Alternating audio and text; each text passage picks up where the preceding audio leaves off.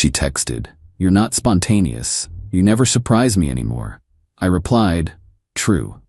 Then I spontaneously canceled her phone plan that was under my account. Her surprise when her phone died mid-Instagram story about how boring I was. Original post. I 29 male just canceled my girlfriend Mia's 27 phone plan while she was literally posting about how boring I am. The timing couldn't have been more perfect. We've been together for 3 years, living together for 1. Lately, every conversation has been about how I'm too predictable and never spontaneous. Mind you, this is coming from someone whose idea of spontaneity is deciding between 2 Instagram filters. Last week was our 3-year anniversary. I planned dinner at this nice Italian place, got her favorite flowers, even wrote a card. Her response? "This is exactly what you did last year. Can't you be creative?" The complaints kept escalating. "You always take the same route to work. You eat the same lunch every Tuesday. You never just do something without planning. Other boyfriends surprise their girlfriends with trips to Paris." Yeah, other boyfriends also aren't paying for their girlfriend's phone plan, car insurance, and half the rent because she's pursuing her passion as an influencer with 3,400 followers. Yesterday morning, she sent me this text while I was at work. "You're not spontaneous. You never surprise me anymore. It's like living with a robot. Maybe we need to reconsider this relationship if you can't bring any excitement to my life." I stared at it for a minute, then typed back, "True." She sent back, "That's it? Just true? See, this is what I mean. No emotion, no effort to change." I didn't respond. Instead, I logged into my phone carrier account. Her line was there as it had been for 2 years. I'd added her when she couldn't afford her own plan. "Just temporarily," she'd said. I clicked remove line and selected immediate termination. The confirmation email came through at 2:47 p.m. At 2:52 p.m., my work phone, she doesn't have that number, started getting texts from random numbers. Her friends, all frantically messaging. "Mia's phone just died mid-story. She was filming about relationship problems. Was this you?" I turned off my work phone. Got home at 6. Mia was on the couch using our tablet, face red with rage. "You canceled my phone?" "Spontaneously," I said. "Surprised? That's not spontaneous, that's vindictive. You said you wanted surprises. You said I never do anything without planning. This was completely unplanned. Saw your text, felt inspired, just went for it. My work is on that phone, my Instagram, my contacts. Your Instagram still exists. You just need a new phone plan to access it." "I can't afford a phone plan. You know that." Sounds like a great opportunity for spontaneous problem solving. She stood up, shaking. "This is abusive. You can't just cut off my communication." "I didn't.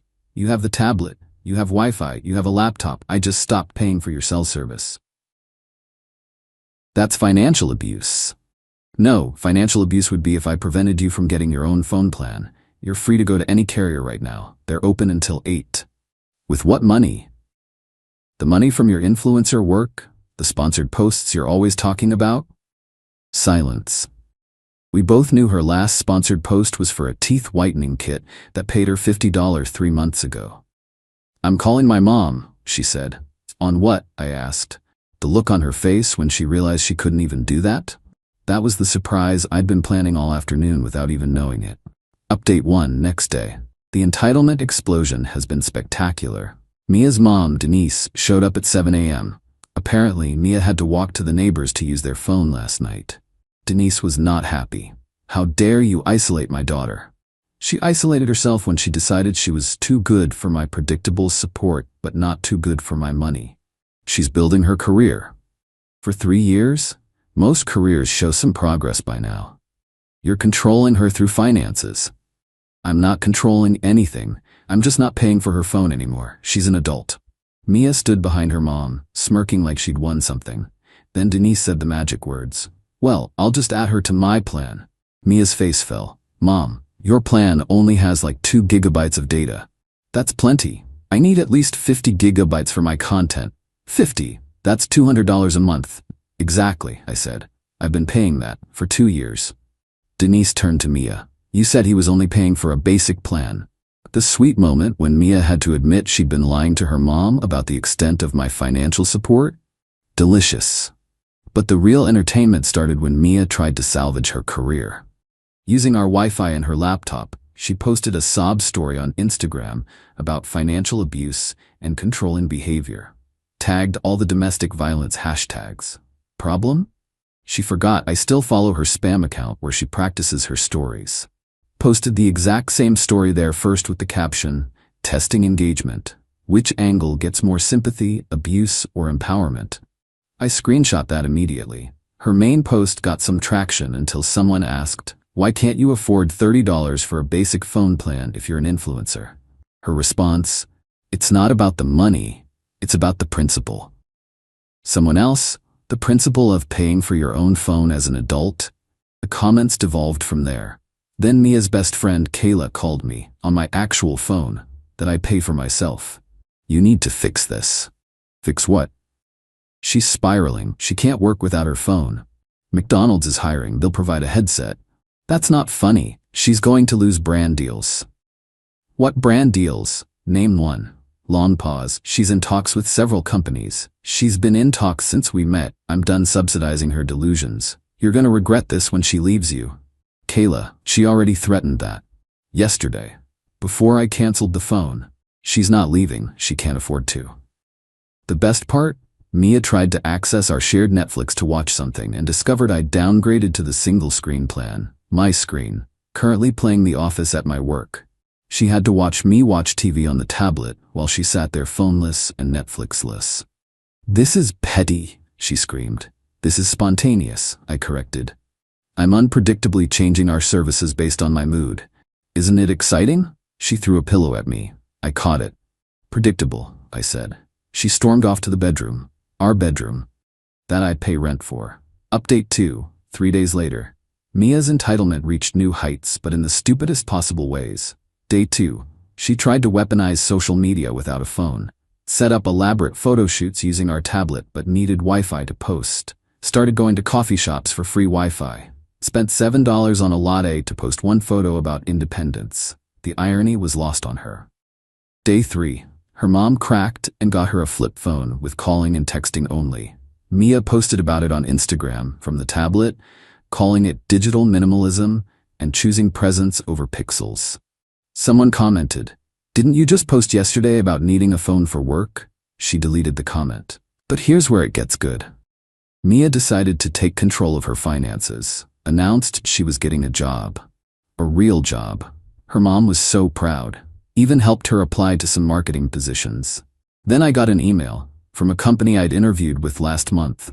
They wanted to verify my girlfriend's employment history since she'd listed me as a reference and claimed she'd been my social media manager for 3 years. I replied honestly, she has never been employed by me in any capacity. She occasionally takes photos of food. She didn't get the job. Mia found out when they called her flip phone. The meltdown was epic. "You sabotaged me. You lied on your application." "It wasn't a lie. I manage your social media. I don't have social media." "That's because I advised you not to." "You advised me not to because you didn't want your exes to find me." "That's not management, that's insecurity." She started crying, real tears this time. "Why are you being so cruel?" "I'm not being cruel, I'm being honest. For 3 years I've enabled your fantasy. I'm done." "So what, you want me to be homeless?" "No, I want you to be employed, or move back with your parents, or figure it out like every other adult." "You changed. You used to be supportive." "I used to be a doormat. You complained about that too, remember? Said I was too accommodating?" She had no response to that. Then came the nuclear option. Mia went on the tablet and started messaging my mom on Facebook, telling her I was abusive, controlling, that she was scared of me. My mom called me immediately. "Is Mia okay? She's sending me concerning messages." "She's fine, Mom. I just stopped paying for her phone." "Oh, is that all?" "Yeah, good for you. That girl needs a reality check. Want me to block her?" "Nah, let her vent. Maybe screenshot though, just in case." "Already did. Your dad says hi and that you can crash here if needed." Love my parents. The scared narrative fell apart when our neighbor knocked. Mia had ordered food delivery but realized she couldn't tip without her phone app. Needed to borrow cash. While actively living in fear, she was ordering sushi. I gave the delivery guy the tip directly. Mia grabbed the food and slammed the door. "I'm moving out," she announced while eating $40 worth of sushi, that she'd charged to my credit card before I could cancel her access. Okay, when? As soon as I find a place. Cool. Rent's due in a week. Your half is $900. I'm not paying rent if I'm moving out. Then you're moving out today. You can't evict me. I have rights. You're not on the lease. You're a guest who's overstayed. The sushi suddenly didn't taste so good to her. Final update, 1 week later. The conclusion was even more pathetic than I expected. Mia spent 4 days apartment hunting, which meant browsing Zillow on the tablet and complaining that everything was too expensive, or too far, or didn't have good lighting for content. Meanwhile, I started spontaneously changing things daily. Changed the Wi-Fi password before work. She had to walk to Starbucks. Rearranged the furniture while she was out. She said it stressed her out. Cooked different dinners every night instead of our usual rotation. She complained the curry was too spontaneous. Stop being weird, she finally screamed. I thought you wanted spontaneous? Not like this. Then how? Like, surprise me with gifts, trips, romance. So you wanted me to spontaneously spend money on you, not spontaneously stop spending money on you? She threw the flip phone at me. It bounced off the wall. Those things are indestructible. Day 5, her dad, Robert, called me. Not her mom, her dad, who'd been silent this whole time. Son, what's the rent situation? She owes $900, due in 2 days. She's been living there free? She contributes, emotionally, allegedly. He sighed. I'll pay this month, but she's coming home after. Appreciate it, Robert. No, I appreciate you putting up with her this long. Denise enabled this. I'm done. Day 6, Mia started packing, slowly, dramatically, taking photos of each item for her moving out journey posts from the tablet, using Starbucks Wi-Fi. While spending $12 on coffee, she charged to her mom's emergency credit card. Day 7, today, the grand finale. Mia staged an elaborate goodbye photo shoot in the apartment, had Kayla come over to take pictures. Outfit changes, emotional poses by the window, even a shot of her with a single tear rolling down her cheek. I need to use your phone for the ring light app, she told Kayla. My battery's low. Then we'll use his. She actually asked to borrow my phone. To take pictures, for her independence post. That would be unpredictable of me, I said. But no. The photo shoot continued without proper lighting. Robert arrived with a U-Haul at noon.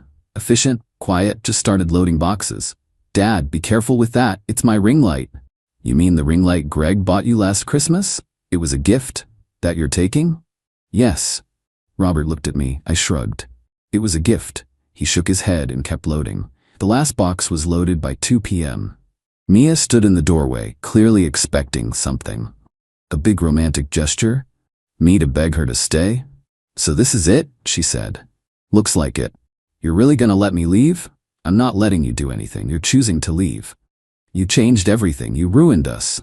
I stopped paying for your phone. Everything else was your reaction to that. You're going to regret this. Maybe. But predictably, I'll be able to afford therapy now that I'm not paying for your lifestyle. She tried to slam the door dramatically, but it has one of those soft close mechanisms. It just whooshed shut gently. I watched from the window as they drove away. She was in the passenger seat, trying to take a selfie with her flip phone. Robert texted me later. She asked me to pay for a new iPhone. I laughed. She's not talking to me now. Thanks for the 3 years of patience. You're a saint.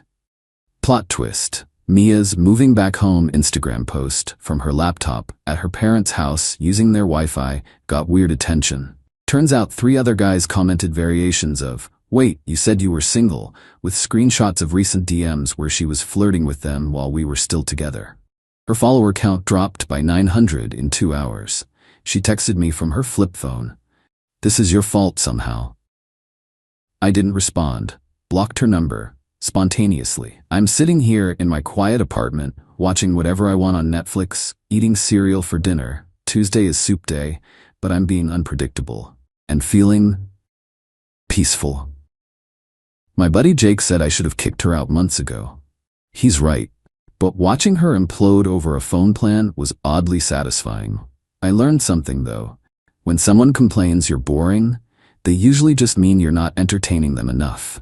And when they say you're not spontaneous, they mean you're not spontaneously spending money on them. The apartment feels bigger now. Gonna spontaneously enjoy my space and my money for a while.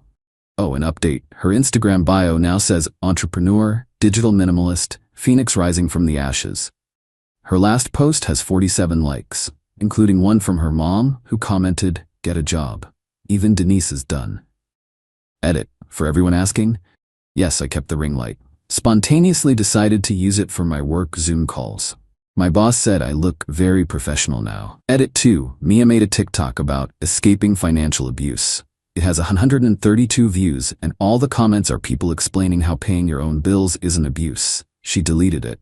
Edit 3. Robert sent me $50 via Venmo with the note, "Therapy copay for dealing with my daughter." I'm keeping it.